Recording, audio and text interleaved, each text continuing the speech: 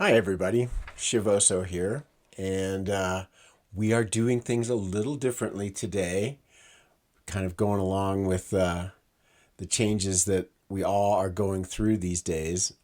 PHINA is traveling in France right now near the border of Spain, and so she was able to do an audio version of her forecast for this week, the next 2 weeks. And so I have that on that I'll put at the tack on at the end of this. But I'm going to start off right with the astrology today because there's been plenty going on and there's plenty to come. It was actually a lot today to try to kind of lay it all out in some sort of way that makes sense, that isn't overcomplicated, because there's a lot going on. And it is the new moon today, the 17th of September. And ironically, the new moon is sandwiched right in between Saturn and Neptune over there in Pisces, kind of swinging over, and it'll be hitting Neptune later on today or earlier tomorrow, but the moon. But it's already making things a little blurry, a little foggy. So if this comes out just slightly less than organized, well, that's why I'm going to blame it on the stars. But we do have this full moon that's kind of coming off of a really beautiful time the last few days, potentially, with Venus and Jupiter doing a trine with each other. And that's still kind of happening. So there is some juicy love in the air as the new moon kind of like slips in and starts the new cycle. So if this last weekend was lovely for you, I celebrate that with you. If it was a time for corrections in your relationships, I also celebrate that with you. What we've got going on is eclipses. There's an eclipse happening. It's a lunar eclipse today. There's another one, a solar eclipse on October 2nd, and we'll get to that. But today we have the eclipse happening. And it won't be something we'll actually be able to see. It's a penumbral, which means that we're just going to kind of hit the edge of the shadow of the Earth. It turns the moon red, which they call a blood moon. It also happens to be a super moon where the moon is at its closest approach. So it's as large looking and as influential as it's going to get. So it's kind of an interesting new moon that kind of augurs the next month is going to be really interesting. And just looking at the stars, it is going to be really interesting. Today we also have Mercury opposite Saturn, so that's been getting it done. You know, Saturn is about limits, boundaries, and getting things done. And since Mercury is the mind, we either been thinking really clearly or we've been running into a lot of mental work that we've had to do. And that seems to line up. After that lovely weekend, it's time to get to work, right? So here we go, getting the report done. Mars is separating from a square with the nodes. So it's been in square with the nodes the last couple of days, and it's really coming off of that slowly. And what the nodes will do when they're square Mars is kind of make it a motivating force to do something about our past and future, to make some kind of move or take action on things from the past and things in the future. So we've been kind of motivated where everything seems a little like this is crucial. This is kind of setting things up, and that is in alignment with what's going on. Because as Venus is separating from that trine with Jupiter, it's also separating from a opposition to Chiron. So we're set up for a little healing sessions here. The big news is after we get off the new moon, by the 21st, 22nd, the sun starts to move into what is called a kite configuration. And a kite is a grand trine, a major grand triangle, and connected to a minor grand triangle. And what this is kind of like this beautiful opening of the trines make things flow, and the sextiles that are involved in the minor grand trine are kind of like hidden behind the scenes to give us the talent or the gifts to get the job done, but it's also involving an opposition. And in this case, the sun is going to be opposite Neptune, while it's also trine to Pluto retrograde, Uranus, while Uranus and Pluto are also in sextile to Neptune. So imagine a kite with the sun as the tail. It's really hard to describe. It's easier to see. And if you look at my website, you'll be able to see it. But what this kite does is it kind of ushers in transformation, especially when we're talking about Pluto and Uranus. So things are changing. And interestingly, this kite configuration, which lines up with the minor grand trine, which I've mentioned many times before, between Neptune, Pluto, and Uranus, is auguring the shifts of our times. Because, interestingly, we have this week going on, and then a year from now, we have it again. And a year from now, we have it again when the sun is in the same position. Next year and this year, Mercury is right next to the sun. And so it also moves into this kite configuration and adding its mind, mental, travel, mercurial stuff to this. But the sun is us. It's our soul. It's our self. It's our direction. It's where we want to go. When you put Neptune opposite our sun, things can either become really inspirational or really confusing. And that's just the nature of Neptune. It's either going to, you either fall into delusions and panic and disorientation, or sudden insights, or you just kind of get it in this deeper spiritual sense. The larger context that our lives live in becomes much more apparent and available. Intuition, inspirations, psychic abilities. These are all kind of in the Neptune realms. And so the sun being opposite, it can kind of go either way. We can either get really panicky and feeling disoriented, or we can suddenly feel like I'm really connected to something deeper and bigger than myself. So with all the trines around it and with the sextiles there, it can feel really inspirational. And so if you've been feeling that this is obviously the most epic time to be on planet Earth, you're probably right. And this week between now and the new moon coming up in a couple of weeks is a real precursor or a real step forward into that epicness. We've been experiencing this since 2020, and we know we're in it now. But this kite kind of like just sort of, it adds a kind of pulse that's going to happen every year through 2027 that just moves things forward, moves the plot forward really dramatically in some way or another. A lot of this, it'll happen, but then we won't really know the outcomes for a while, right? So that's the thing about the way the reality flows, is that even though something happens, you may not have seen it. It may have been plutonic and behind the scenes, rumbling underneath the earth or underneath your conscious mind. So it's a really interesting time to be alive, to tell you the truth. What else we got here? So, as I said, Mercury moves into that kite on the 22nd, and it adds this mental aspect to a trine with Pluto, which means perhaps truths coming out, the hidden truths coming out, Mercury, Pluto. Uranus, trine to Mercury, surprises, sudden changes, unexpected shifts.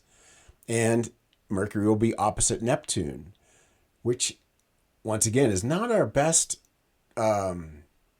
not what our left brain really appreciates. It's not mathematical, it's not linear, it's timeless.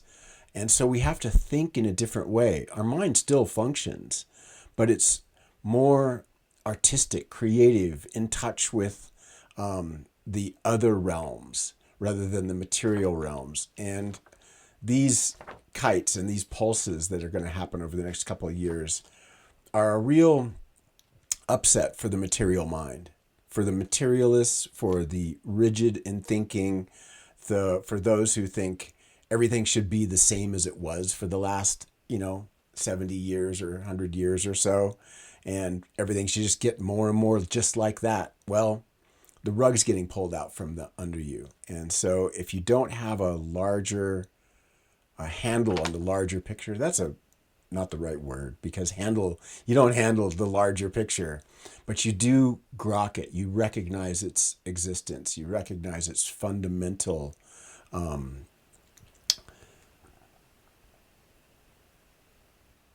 it holds up the world underneath. It isn't about the left brain and control, and we all know what's going to happen here. We're participating in something, not controlling it. And that's what Neptune is notifying us about, and Pluto is notifying us about, and Uranus is notifying us about. And we get a little notification because of the sun right there, and then Mercury. We also have those two planets changing sign, a couple of planets changing sign. The sun right in the middle of that kite that it's doing, the trine with Uranus and with Pluto retrograde, it flips signs from Virgo to Libra.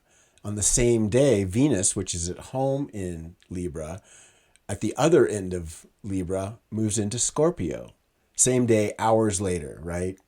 Mercury, within a couple of days, moves into the next day, I believe, the 28th or the 30th, it moves into Libra as well. Now, Libra's pretty nice because it's all about harmony, justice. Everybody gets along. It's loving. It's sensual. It's relationships. It's everybody love each other and we'll all be fine. It's not about hard decisions and things like that, like Virgo was. So that's going to soften some of this and give us a little more, hopefully, give us a little equanimity and a little ease as these things advance along. Like I said, it's all part of a ride. So it isn't like this week, it's all going to change suddenly. It might for each one of us. If we look back to the prior eclipses back in March and we have these eclipses, our lives are probably really different than they were a year ago, 9 months ago, 2 years ago for sure. But the eclipses kind of announced that, yep, here's another corner you're going to turn, and it might be a little sharp. So it all lines up this week to have a really interesting week. Let's see, yeah.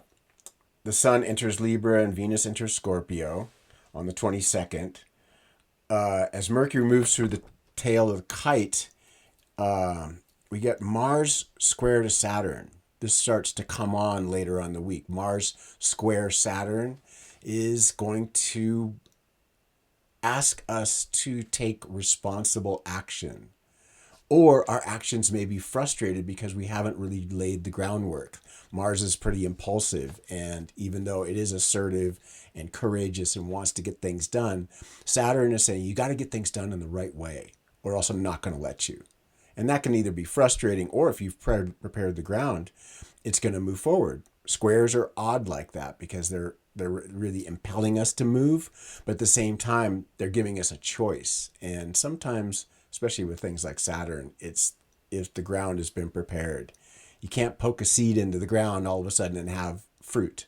You're going to have to cultivate it, right? So the Mars impulsive doesn't really get it done sometimes. We got to get things started for sure. Chiron also sextiles Jupiter, and that goes on for a couple of weeks, which is really great. Chiron, the healer, Jupiter, the optimistic expander, means that underneath all of this, we've got this kind of like, this is healing, this is good, this is for our own good, whether personally or collectively.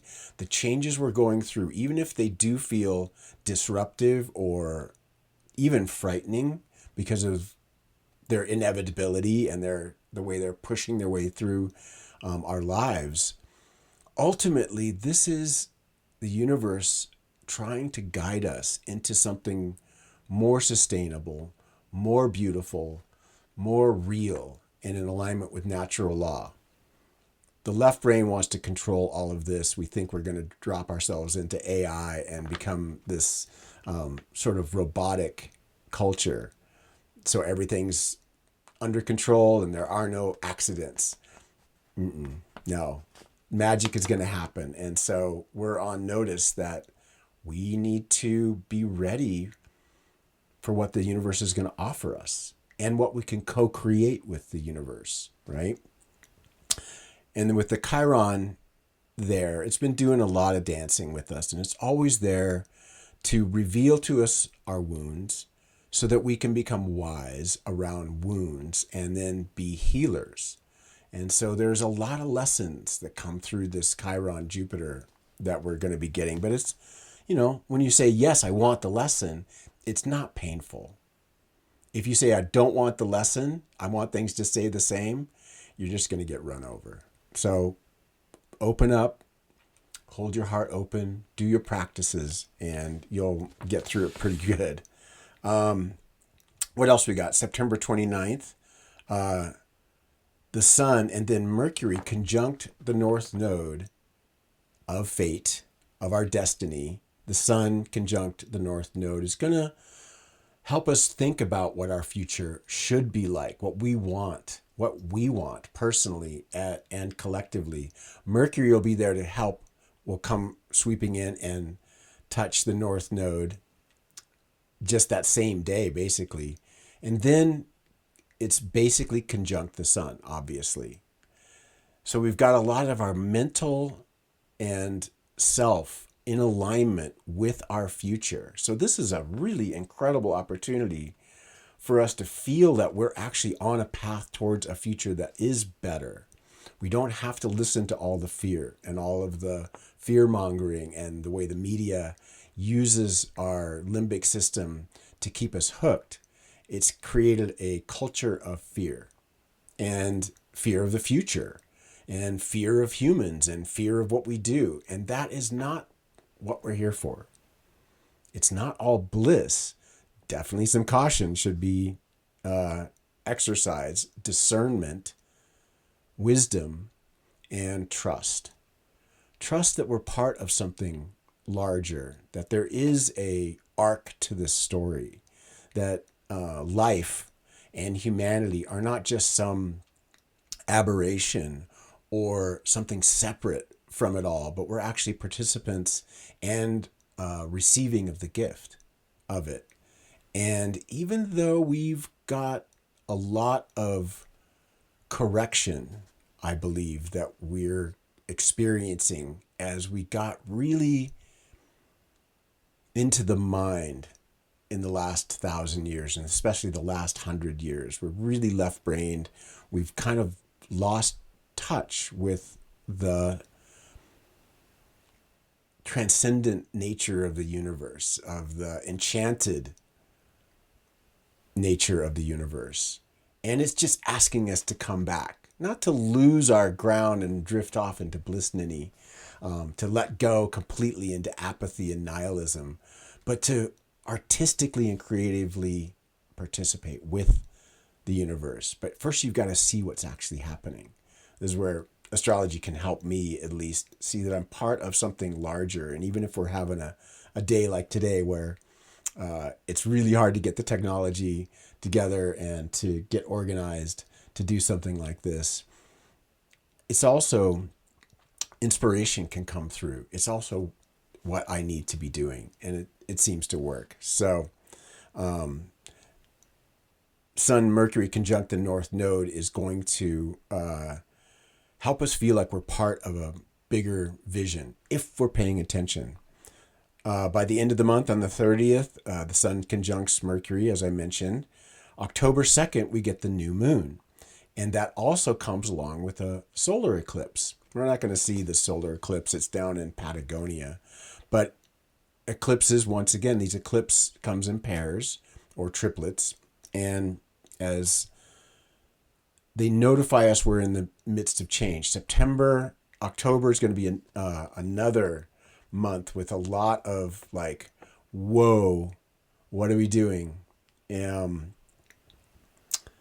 I think that what I've been advising myself to do is to take it one step at a time, 1 minute at a time, not try to anticipate or control things too much, but keep my resources as ready as possible for what comes next and kind of say yes to it. Not kind of, but really working on saying, okay, yeah, let's do this. Instead of like, no, this is not what I want planned. I want things to be easier. I want things to be simpler. I want things to be more romantic or drifty and dreamy. I just want to stay in bed and sleep away, I'm resisting it and I'm trying to show up. And I think that's what we all want to do. PHINA has a couple of things in her report, which I'm going to just start in just a few minutes. But one of the things she said was, she mentioned the loving energy. She hasn't looked at the astrology. She has no idea what she's looking at here. But she mentioned loving energy, which was, of course, the Venus in Libra trine to Jupiter that we just had. And then the sun coming into Libra. These are both really beneficent planets that we can use to tap into our agape, our love of others, our love of ourselves, our love of life, and a kind of appreciation of the whole slip on a banana peel that the whole thing is, as you just skate along into the next day. What else did she say? Well, the portal is open. And you'll hear this when you listen to her report. It's about 10 minutes long. So just give it a listen and you'll hear her talk about the portal is open. And that is definitely the kite. The kite is a portal. The eclipses are a portal. And when they go together, you've got a giant portal open for possibilities.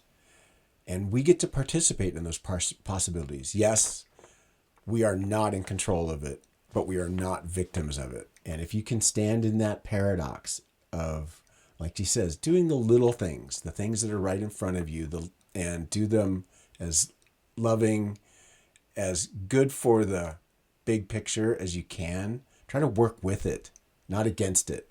And that's the way to handle this portal. What else did she mention? Oh, right. About 10 minutes in, just before she finishes, she mentions intuition and using your intuitions to guide yourself, to connect with your guides. English is her second language, so I think she says it kind of confusingly, but the point that she's trying to make is that it's crucial that we tap into our intuitive selves and trust our discernment. There is a trap there with Neptune and trusting our discernment, because we have to be aware that we can be fooled by others and their certainty and what they have to say and what they believe is true, because we are going to feel uncertain and hoping for guidance.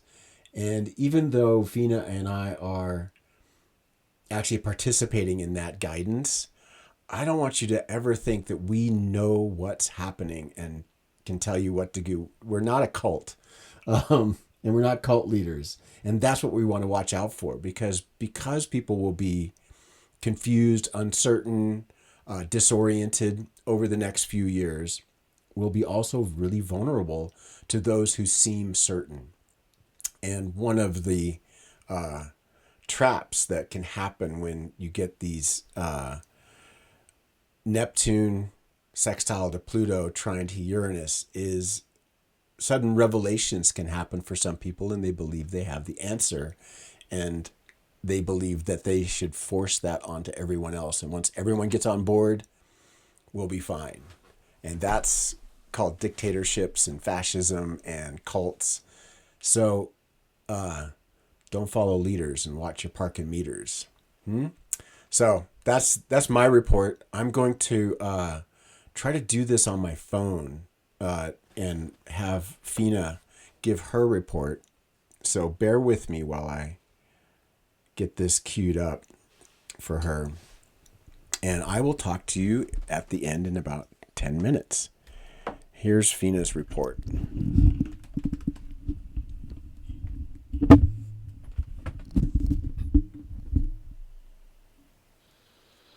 Hola gente, bonjour. For the last couple of days I've been spending my time at the cusp of France and Spain.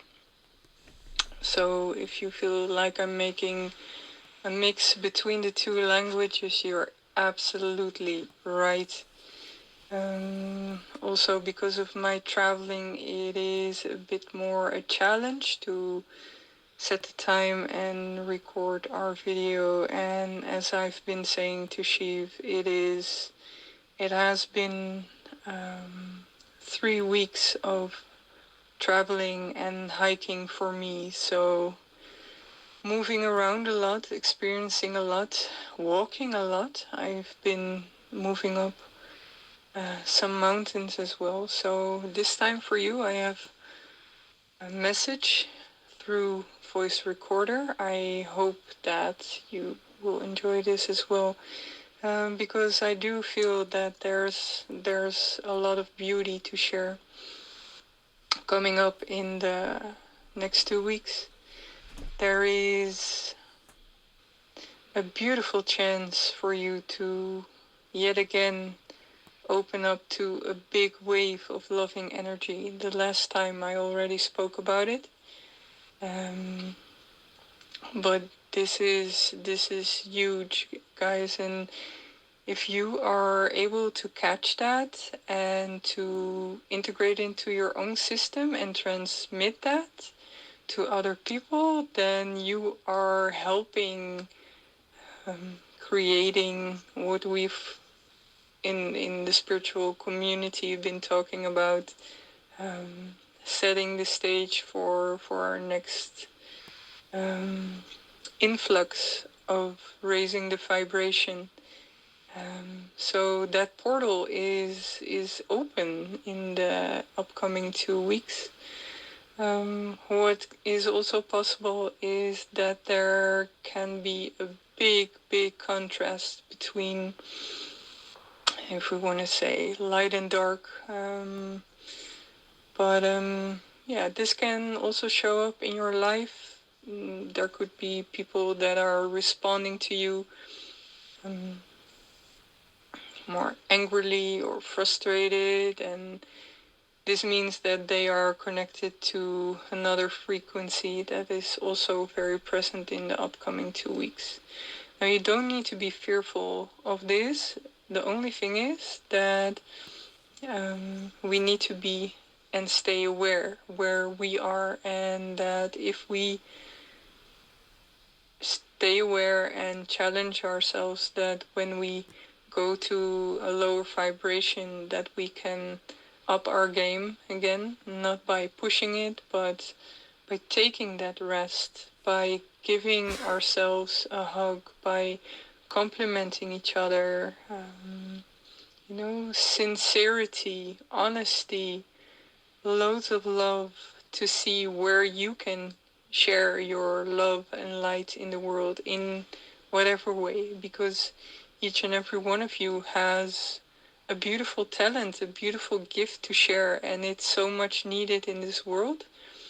And don't feel like you should save the world. It can be a very small thing, even by showing people smiles or having that extra bit of kindness in the way you approach people. That will be awesome.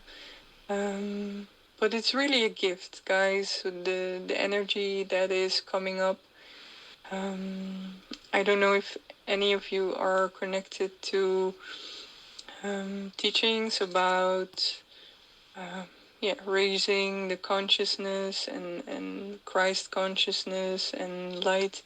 Many of us connect Christ to the church as we know it, but what I'm talking about is a beautiful state of loving, compassionate awareness.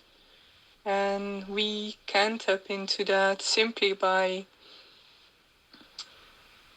connecting to our hearts, by sitting down in meditation. If your mind is jumbled, then take time to do some breathing exercises, for example, or go out in nature, anything you need to do, and then sit down for quiet meditation and tune into your heart. You can even do that by putting your hand on your heart and closing your eyes and to simply feel what is there. And as soon as you are connected to a beautiful vibration, to take that with you in your body and let it flow through. And this way you are integrating it into your system. And from there you're also going to radiate this to the people around you. Now, it is a shift that we are making. So if you want to contribute to this shift, then do this as much as your life allows or as you feel that you can contribute from your heart. It is really important right now. This is something that we are building and creating all together. So I really want to ask for your help in integrating as much love as we possibly can.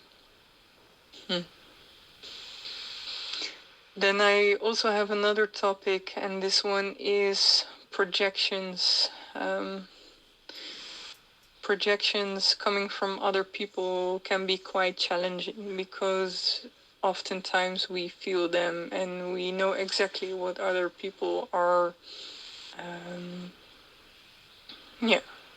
what the assumption is, or at least when you're tuned in to your intuition, you just know. It is always good, by the way, to check because it can be a mind game, you know? But be aware that assumptions and projections, the important thing to remember is that you know the truth about you. Sometimes people just see a flash of you and they have your whole story written out in front of them from their perspective. And that is simply not the truth. It is not taking in consideration all that you are. So this can arise as well. So I want you to remind yourself of the beauty that you bring into this world and to be happy with yourself and to also catch yourself when you're making projections or assumptions about others. And then I also had another one, and that is truth comes to light. We have said it many times before in our readings that this year is a big year when it comes to truth. Letting it be personal truth within your relational or family system, or truth in the world about politics, about people dominating the world stage, about religion even. And that's an interesting one because what is religion? Where does it originate from? And are we sure about the roots of this? Those are really interesting questions to take with us the upcoming time. And I always feel that when we are truly connected to source, to our intuition, that is a beautiful portal to our, let's say, a higher truth. Because books can be written and rewritten by people with their own interpretations and also with their own means to an end. So to practice our intuition is going to be futile in these upcoming months and years as well. And that is my last point, which is moving around by intuition and letting your intuition guide you. I often play this really, really beautiful game of left and right and seeing if my body knows the way. For this, I always check in with my spirit guides. I don't know if you are feeling connected to yours. Maybe you also share a connection with, for example, Archangel Michael, and he's really good at showing the way and also being protective. So you can ask in the morning for protection and also a good connection with your intuition. And take this with you throughout the day. Okay, beautiful people, this was my message for you this time. I hope you really enjoyed it, and I am wishing you a beautiful upcoming 2 weeks. It's going to be really powerful, but this can make some really, really big shifts in the upcoming years in our lives. So I hope you will join me for the ride, and into our hearts we go. Sending you much love. Ciao, ciao. Thanks, PHINA. That was awesome. Yeah, as you can see, she used the word futile for our intuitions, and I think it was crucial that we practice our discernment around intuitions and make that distinction between love and fear. And yeah, calling in our guides, whether they're Archangel Michael or a very similar energy, Ganesh, showing us the way and a protector. There's a lot of different archetypal portals into those energies. But anyway, thank you so much, PHINA. That was really awesome. And of course, like I said, it pretty much lines up. The portals are open. I really appreciate you all sticking with us through this. We've been doing this for almost a year now. I'm gonna have to check and see when our anniversary is for these videos that we've been doing, and certainly love it when you all give us a comment or chime in somehow. Certainly tell other people about it. We love doing it. We also love getting it out there. We don't do marketing. We don't do advertising. Just not into that. It's nice to make money, but I don't want to intrude in people's consciousness anything except the message they're looking for. So it bothers me when it happens to me, and so we haven't been doing that kind of stuff. We do our readings, and we do have our private sessions, so those are always available. And meanwhile, I just want you all to enjoy the ride. It's really intense. It's we're all in this together, and I'm really glad I'm here with you all. It's going to be a new world we're going to see in the next decade or so, and don't let the fear mongers create your reality. Final message. All right, y'all. Have a really great afternoon. We'll talk to you soon.